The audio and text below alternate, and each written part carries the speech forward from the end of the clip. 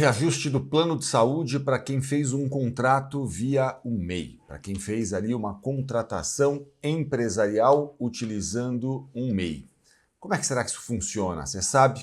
Eu vou tentar explicar um pouco disso na prática para vocês e as principais questões. Muito prazer, eu sou Elton Fernandes, eu sou advogado especialista em plano de saúde, eu sou professor de Direito em cursos de pós-graduação e autor do livro Manual de Direito da Saúde Suplementar, lançado ainda no ano de 2024.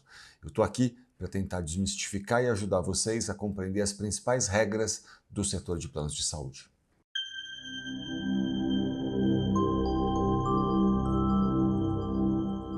Olha, contratar um plano de saúde usando, por exemplo, o seu CNPJ, usando um MEI, por exemplo, está longe de ser o pior dos mundos, mas também está longe de ser o melhor negócio que você pode fazer. E aí você vai ter que compreender as minhas explicações aqui para saber como manejar e o que é melhor fazer dentro do seu caso concreto. Eu vou dar alguns exemplos aqui. Vamos lá.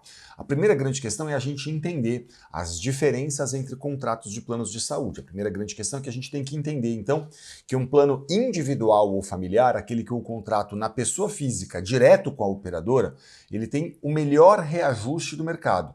O melhor porque é também o menor, é isso que eu quero dizer. Quando eu falo assim, olha, um plano individual ou familiar ele tem o menor reajuste do mercado, por que isso acontece? Porque o reajuste desse plano de saúde é feito com base no índice editado pela ANS.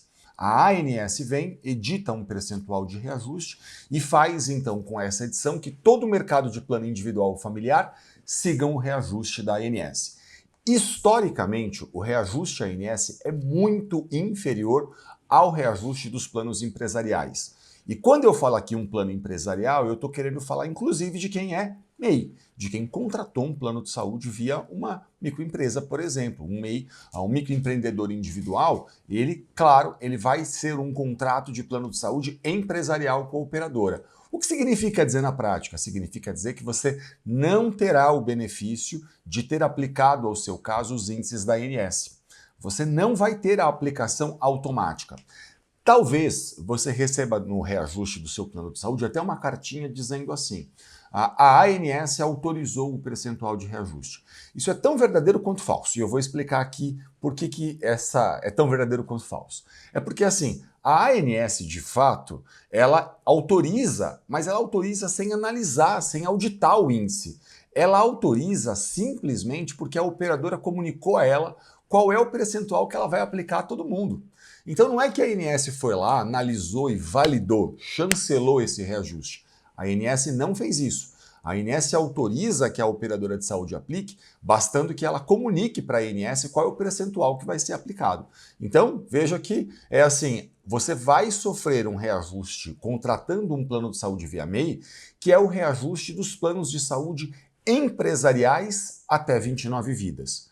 Por que até 29 vidas? É porque basicamente é o seguinte, a gente diferencia no mercado de plano de saúde dois tipos de contratos. Aqueles que têm 30 vidas ou mais e aqueles que têm 29 vidas ou menos, ok?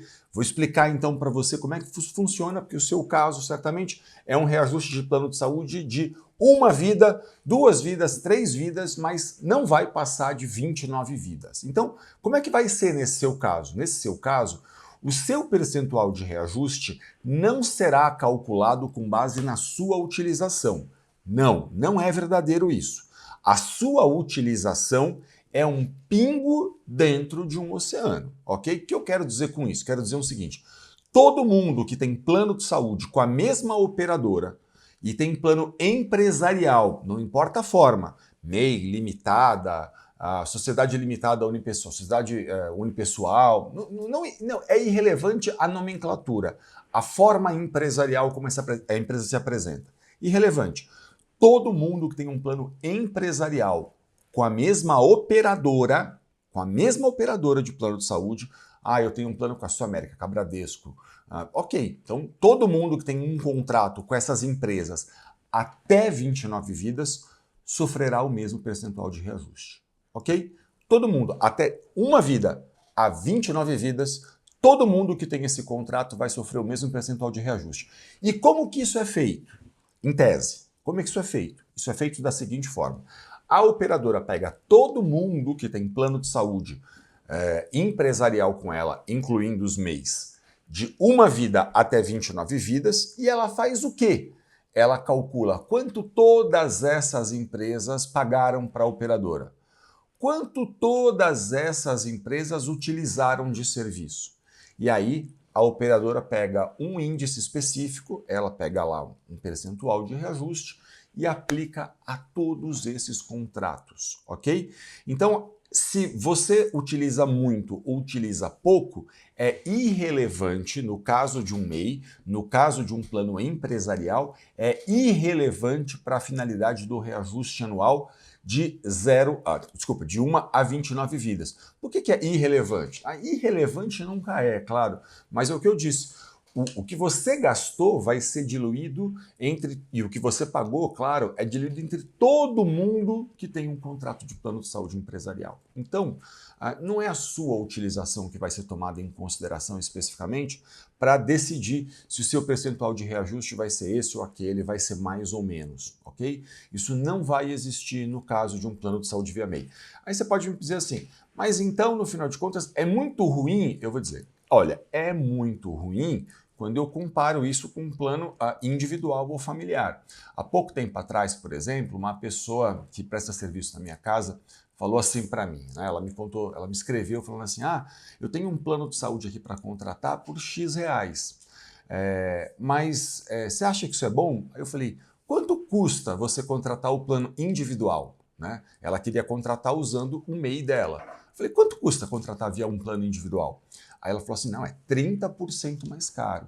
E eu disse para ela, tá, 30% mais caro, vamos fazer a conta de quantos anos vai dar isso aqui? Eu falei, olha, fiz a conta para ela, eu falei, na média, em 3 anos, você já está pagando menos se tiver que se contratar um plano individual do que se estiver mantendo o seu plano empresarial, o seu plano via MEI. Né? Por quê? Porque como o percentual do reajuste da ANS é muito menor, você começa pagando um pouco mais caro, mas você vai ter um benefício no longo prazo se você quiser manter esse contrato por um grande tempo.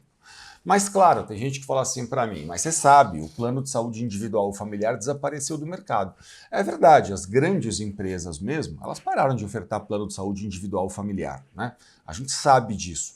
Então, acaba que as famílias, em geral, abrem CNPJs, né? E aí tem uma regra da ANS exigindo pelo menos 6 meses para que esse MEI faça um contrato de plano de saúde, abrem um CNPJ e, consequentemente, contratam um plano de saúde via esse CNPJ, que vai ser, então, um plano empresarial, sempre pensando ali de 1 até 29 vidas. É isso que vai acontecer na prática, é assim como vai ser. Então, assim, é ruim contratar um plano de saúde via MEI? Não, não é ruim, porque ele ainda está abaixo dos índices em geral que são aplicados nos planos coletivos por adesão.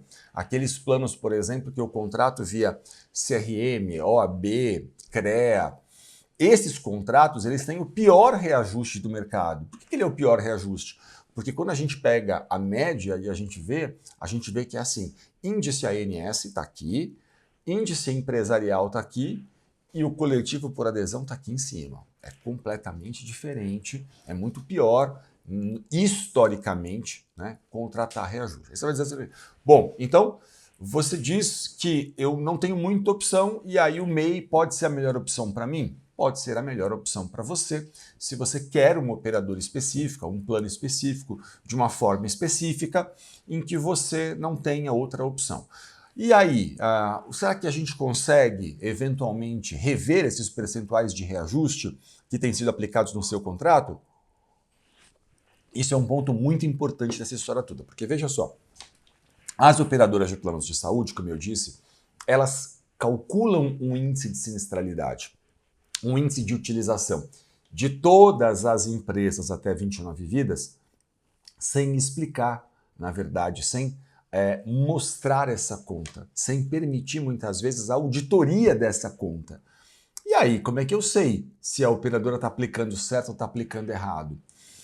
Então, na prática, a operadora não entrega os documentos, ela não mostra para você, no final de contas, como ela chegou nesse percentual e ela não entrega isso para ninguém, nem para a ANS, que diz que a operadora deve guardar isso para eventual fiscalização, mas ela não fica pedindo esses documentos para a operadora de plano de saúde. Aí vem 2 pontos importantes. É a partir disso, no final de contas, que a Justiça tem olhado para 2 questões. 2 questões que são, primeira delas, né? Quando a gente está contratando um plano de saúde via MEI, a Justiça já tem posições e ela já começa a olhar dizendo assim, olha, eu estou vendo aqui que na prática isso não é uma empresa contratando um plano de saúde, isso é uma família contratando um plano de saúde. E aí, o que ela faz quando ela vê isso? Nesses casos, quando a Justiça se depara com isso, tem muita decisão judicial determinando a revisão dos percentuais de reajuste nesses contratos empresariais, onde tem uma família, ao invés de ter ali empregados, tem uma família, e aí ela determina muitas vezes a revisão desses reajustes, determinando então a aplicação do índice da ANS. Veja só que interessante, né?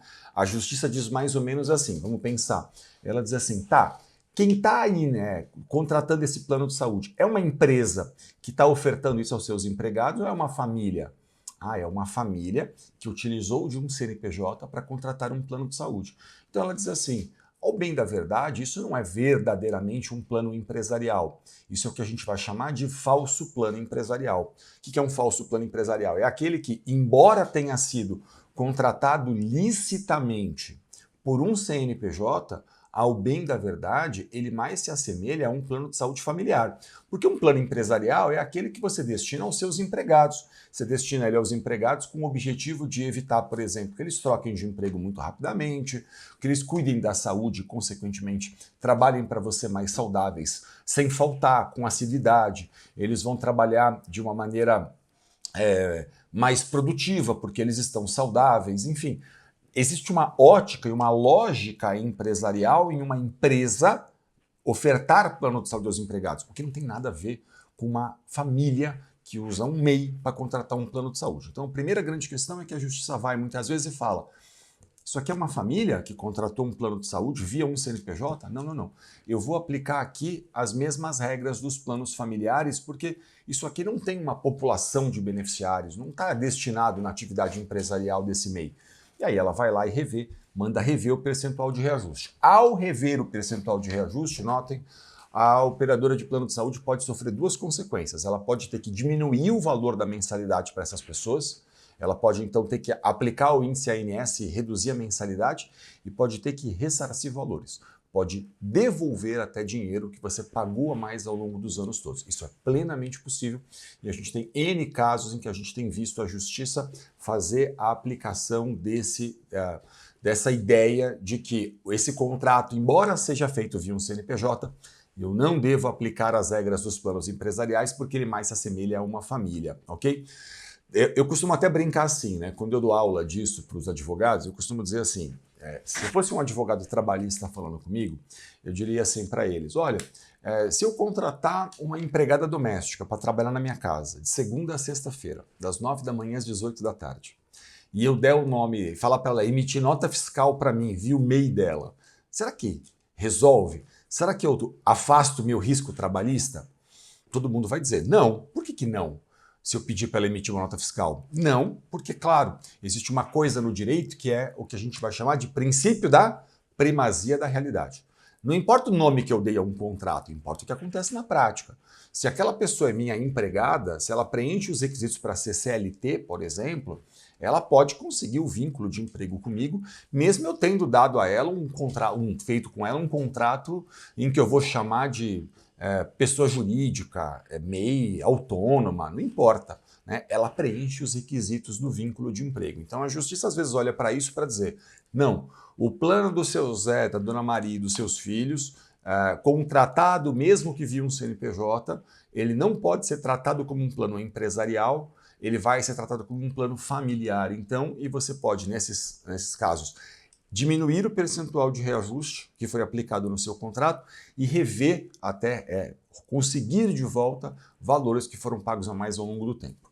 E a outra questão que a Justiça costuma olhar para esses casos é de dizer assim, não, pera lá, mesmo que isso não fosse um plano empresarial, competiria a operadora de plano de saúde fazer a demonstração na prática, de que ela auditou isso corretamente e que ela chegou a um percentual válido de maneira correta, abrindo essa conta para as demais pessoas e abrindo essa conta para os beneficiários que querem compreender esse percentual de reajuste. E aí, como as operadoras de planos de saúde na prática muitas vezes não querem entregar esses documentos a fim de comprovar que houve de fato esse aumento tão grande, o que acontece? Acontece que a justiça pode fazer a mesma coisa que eu falei ali. Ela pode rever os percentuais de reajuste, determinando então a aplicação dos índices da ANS em substituição e até fazer com que recupere esses valores a mais que foram pagos ao longo dos anos, e aí você poderia recuperar 3 anos de valores a mais. Quer dizer, posso rever todos os percentuais de reajuste aplicados no contrato, mas eventualmente vou ressarcir 3 anos só. Isso existe, sim, isso existe largamente, tem aula que a gente dá sobre isso em pós-graduação, tem um curso completo sobre isso em pós-graduação que a gente ensina os advogados a manejarem esse tipo de caso, esse tipo de ação judicial, porque, claro, é possível, né? Evidentemente que essas questões todas que eu estou tratando aqui, elas precisam ser discutidas de uma maneira analítica, cuidadosa e profissional com um advogado experiente, com um advogado especialista, que vai poder sentar, analisar seu caso, dizer se compensa, se não compensa, se vale a pena já ou se vale a pena esperar, o que fazer diante dessa situação. Ele pode fazer um cálculo do quanto é possível reduzir, quanto é possível ressarcir de valores. Tudo isso é possível, mas aí só uma análise cuidadosa e profissional pode revelar isso. Então, resumindo, a gente tem aí um plano via MEI, por exemplo, que pode ser contratado, que não é o melhor dos mundos, porque ele não vai seguir reajuste do plano individual ou familiar, mas ele está longe de ser o pior dos mundos, porque ele também não está tendo aplicação dos reajustes dos planos coletivos por adesão, que a gente está vendo que são muito maiores do que esses. A sua utilização vai ser tomada em consideração apenas dentro desse oceano de utilização de todo mundo que tem plano de 1 até 29 vidas, então a sua utilização específica não impacta tanto, né, para fins de cálculo de reajuste, não impacta, não é você utilizou, você vai pagar mais logo mais no ano que vem, isso não acontece. O reajuste é feito sempre após 1 ano do contrato, né? Contratei o plano de saúde no mês X, 1 ano depois eu vou ter aplicado esse percentual de reajuste, que, como eu disse, é calculado com base na utilização de todos uma vez por ano, ok?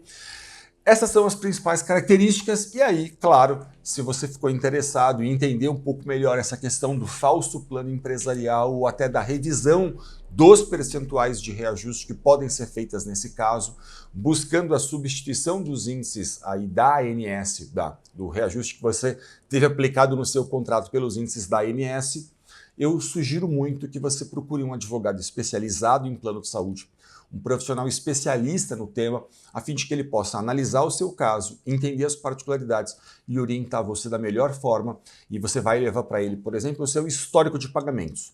Levando o seu histórico de pagamentos, ele consegue sentar, fazer uma análise disso muito cuidadosa, muito profissional, a fim de poder aí explicar para você quais são os caminhos que você pode percorrer para diminuir a mensalidade e recuperar dinheiro, porque existem essas questões e é plenamente possível, mas demandam aí uma discussão com seu advogado, com um profissional especialista. E hoje isso pode ser feito de forma online e eletrônica em todo o Brasil, sem nenhum problema, porque um processo judicial é inteiramente eletrônico, inteiramente online.